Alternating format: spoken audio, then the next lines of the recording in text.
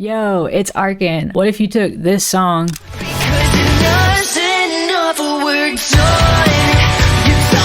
a rocktronic spin like this?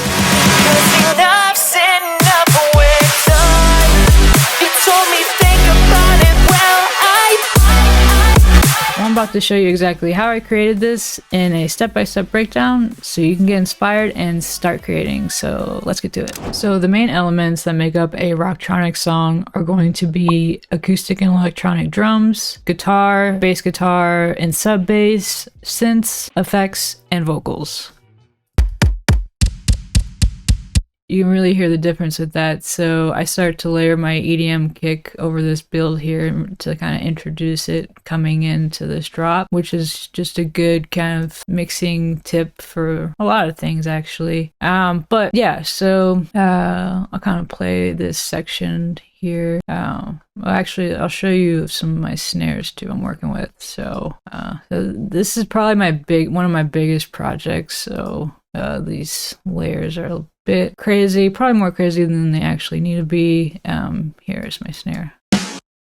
So that's my rock snare, and then I'm layering it with my EDM snare here. More like a clap. You can kind of hear just this section together.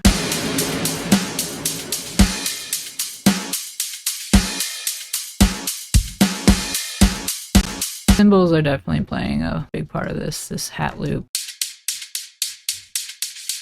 Crashes and cymbals are always going to give you a lot of energy and really build that up. So layering it with that. And really, I think that's about it for this.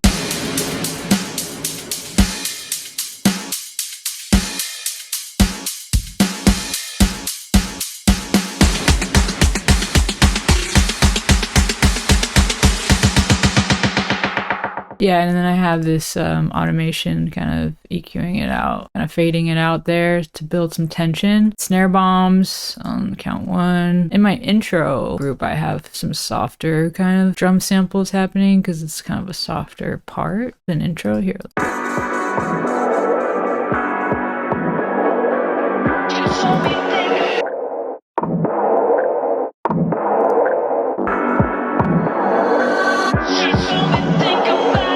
And that's just really like playing with some different kind of samples, like a rim shot. Got some kind of like a throw, a little like white noise. Like really playing around with some different variations for my drums. Got a different intro drum section and then building it into this section where I'm gonna layer it into the bigger drop. So get into this section. So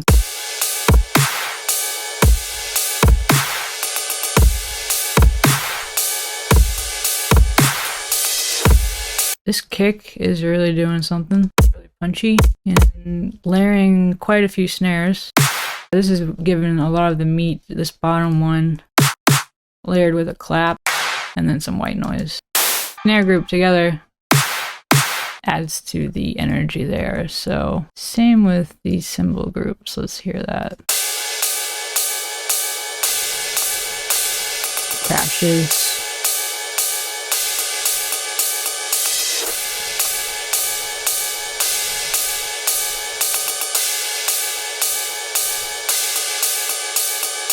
Try to keep it very, somewhat simple for this. Pretty much repeating, the idea of going back to the acoustic samples here for my verses and.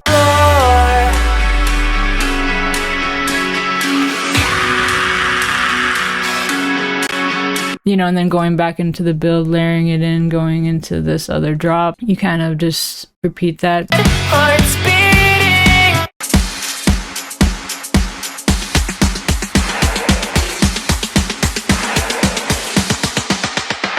I might have added a couple extra loops or something to change it up. Maybe the pattern's a bit different, but essentially the idea is the same of layering it in with acoustic and electronic samples. So, okay, so for guitar, I like to do a lot of layering as well, and we'll have different, melodies over rhythms, really give it that full rock feel in general.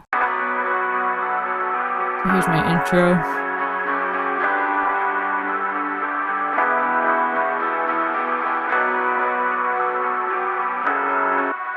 Got this melody playing over some of these, you know, longer strummed out chords. Or actually, it's another melody.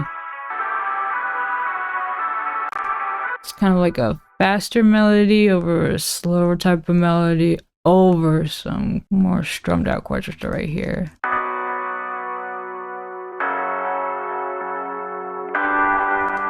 So you can really play around with some different, you know, variations with that to give it like this full one unified sound in a way.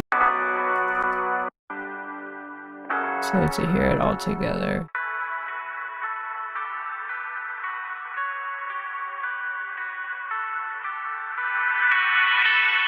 So then when the build starts to happen to go into the big drop, that's when I will start layering over some more non-clean sounds, and we'll start kind of introducing a more electronic-y type of sound. So also I have some chugs going on in this build part here.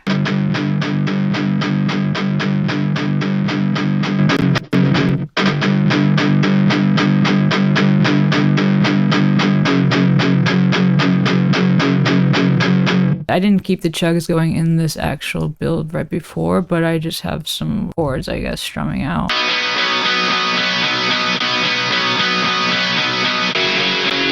This is basically the strumming this whole time.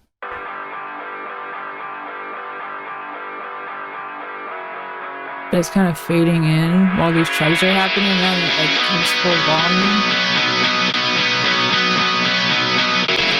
So I tend to do that a lot too when I am layering. I'll kind of like fade in one with another so they're not like competing with one another. So yeah, that definitely is something I'll do.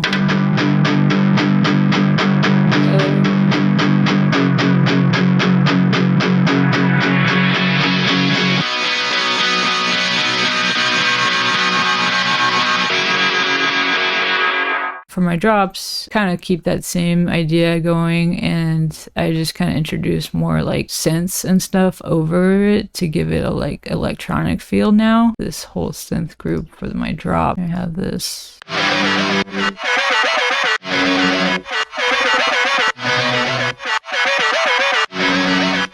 I also will have like synths layering in with this as well. I mean, this is kind of like a guitar synth thing happening here. So yeah, this is how the guitar group sounds without that.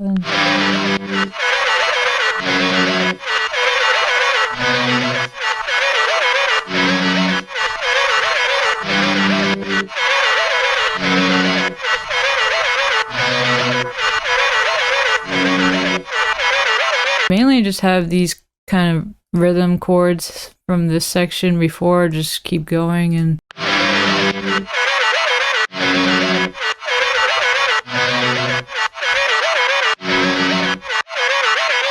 And then as we go more into this section, because it gets a little heavier here.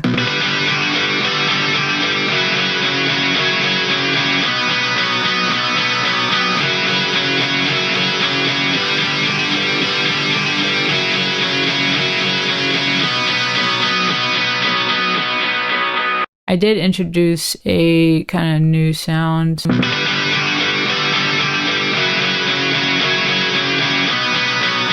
This melody happening again.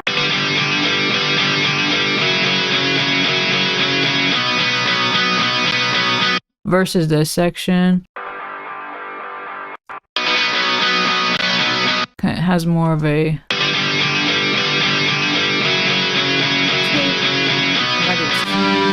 oh yeah. I did it only. That's a lot more like metal sounding. That's what you call thick. I guess versus like this sound.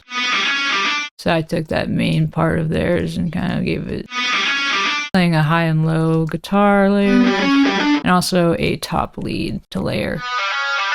Always layers, lots of layers. So all together.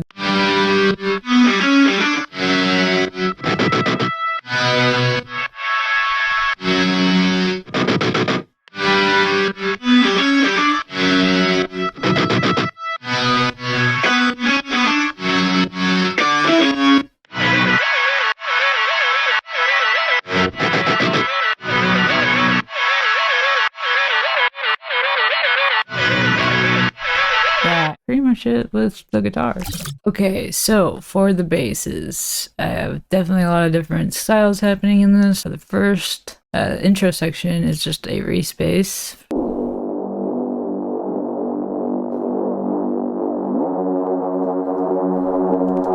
And then for my builds, I start introducing a more rock bass.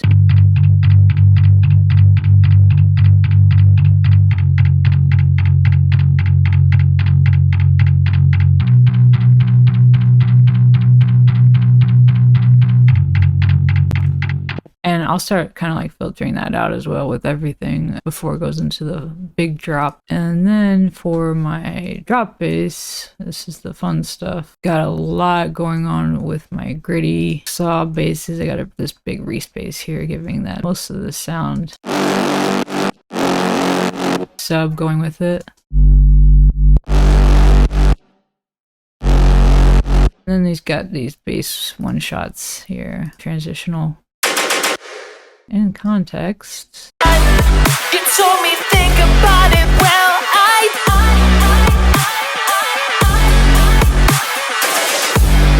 A lot of this section is, very basic with the basses. It gets a little more complex in the drop too. Definitely a lot of the guitar and layering with that is going to give it those higher frequency ranges. Let's get into this first section here.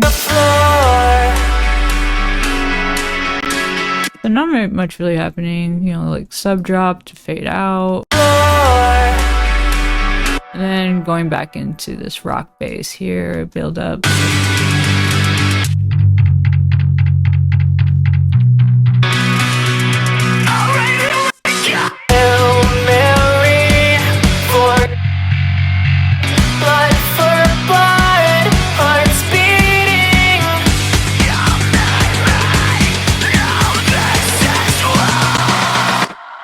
So then going into my bass group for drop 2, this is where it gets fun. Definitely introducing a lot of different sounds in this one. This whole fun part here.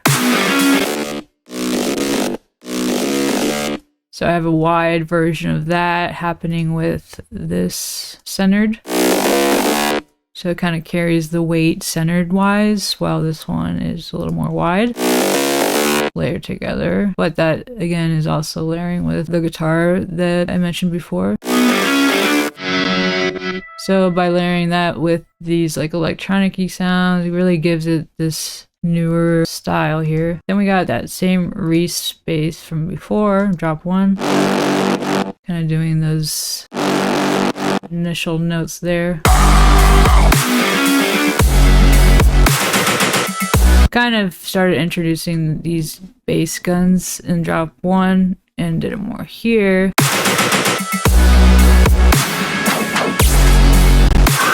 Added another little wub sound.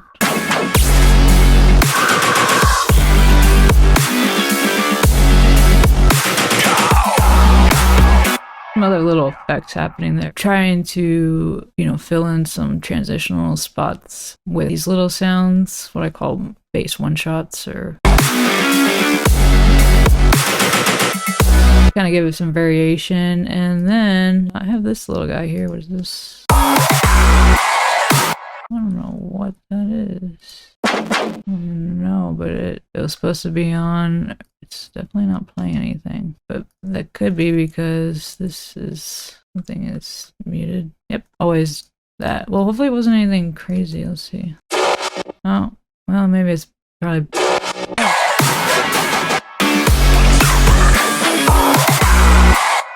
Yeah, it's kind of cool, but I guess it got muted, so what are you gonna do about it? So yeah, here's where I start to introduce some of these other sounds in this last half of the drop here. So if you play, let me play this.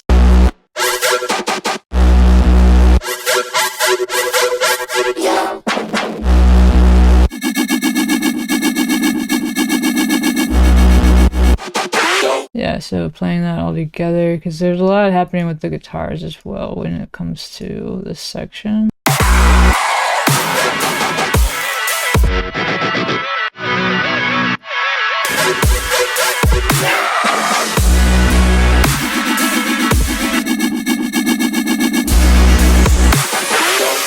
The guitars are taking up some of that low mid area in this, so kind of like switches.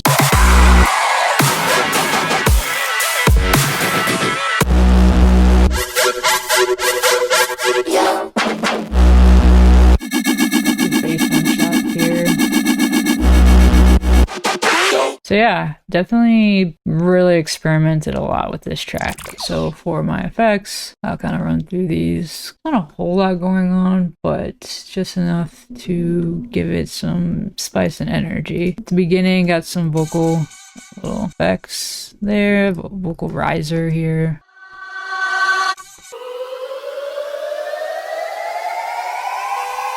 Going into the build, got lots of downlifters, risers, more risers and downlifters. I'm really into glitches, definitely. It's kind of like, I feel like that's a little bit of my style, like to incorporate those a lot in my stuff. Some more vocal reverse effects, glitches, more glitches. Here's a little transition effect. Kind of like that, that's pretty cool. Impact, some impacts going on, downlifters, the usual. Got this little outro thing that is like this TV kind of turns it off. I like that sound. You know, kind of just give it a little closing effect, this vocal swell. A lot of little transitional kind of effects, but it really adds to it. Try not to like go too crazy with it. A little bit goes a long way, I would say that. Okay, so for the vocals, I was lucky enough to work with someone I've worked with in the past. His name is Kai from the band Late Nine. Amazing vocalist. Highly recommend checking him out. Let's get to it. So with this, I chopped up a lot of his vocals that he gave me. Kind of made my own little pattern here. Wanted to do a little something different than what you're normally used to hearing in this song. Please won't you push me for the last time? Let's scream until there's nothing left. So sick of playing, I don't want this anymore. The thought of you so fucking fine. You wanna murder, I'll be one. Because enough's enough, we're done. So this is a really cool trick that I like to do. This plugin, Harmony Engine by Antares. For certain words, if your vocalist that you're working with maybe didn't give you these extra layers, I tend to make my own. So what I did was I took his vocal, ran it through an AI source, and got this girl named Nicole, which I'll turn off Harmony Engine just so you can hear.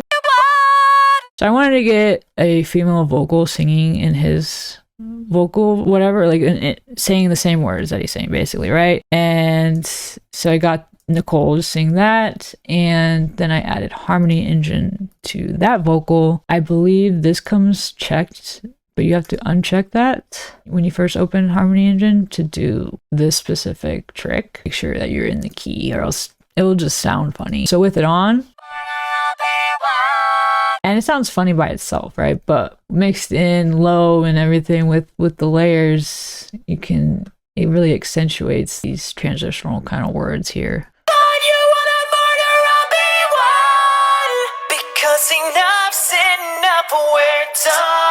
Really cool mixing trick. Stuff I tend to do pretty often. Also, the plugin I use for all of my vocals is going to be the Howard Benson plugin. So, amazing plugin. It is very versatile. Like, you can use it for guitars and bass. I love it for vocals, and that's pretty much what I use it for. You told me think about it well. Did a little bit of chop to his vocal there. Kind of same thing I've been doing, like kind of chopping it up to give it something different than what you're used to hearing. But I hear it all together in this drop. You told me think about it well.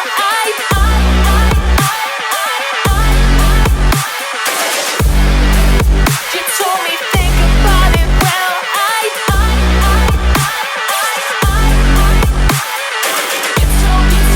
You told me think about it well. I did.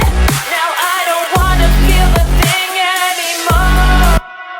also something I will do, which I did here, is to get like a more full like left and right. If your vocalist only gave you like certain amount of layers, I did the same thing. Ran his vocal through an AI website, got 2 different females, pan this one left, pan this one right. So with that kind of solo, so you can hear what that does. Think about it, well, I did. It's like not there, but it's there, you know, like just to have it. You told me, think about it, well, and with it.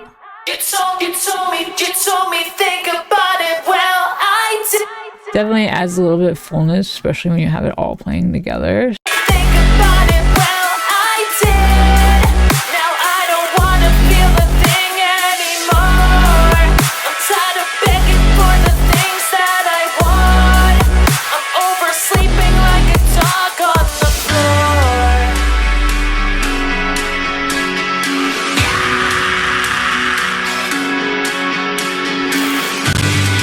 Yeah, I got some screams in here, kind of in the background. Alright, here we go. Hail Mary, forgive me. Blood for blood, hearts beating. You're not right. No, this is wrong. I chopped up this little section here. And that's like kind of him screaming, and usually it's not, the original doesn't have the screaming. So yeah, definitely gave it a little heavier vibe. Not really much vocals in the drops except the screams as during these like little transitional phrases here. So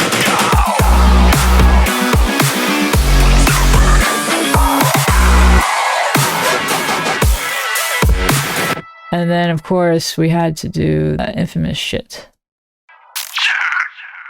And he screamed that. This is like layered too, or I think I may have frozen reason flattened it, but yeah, it was essentially just that. Yeah, so that.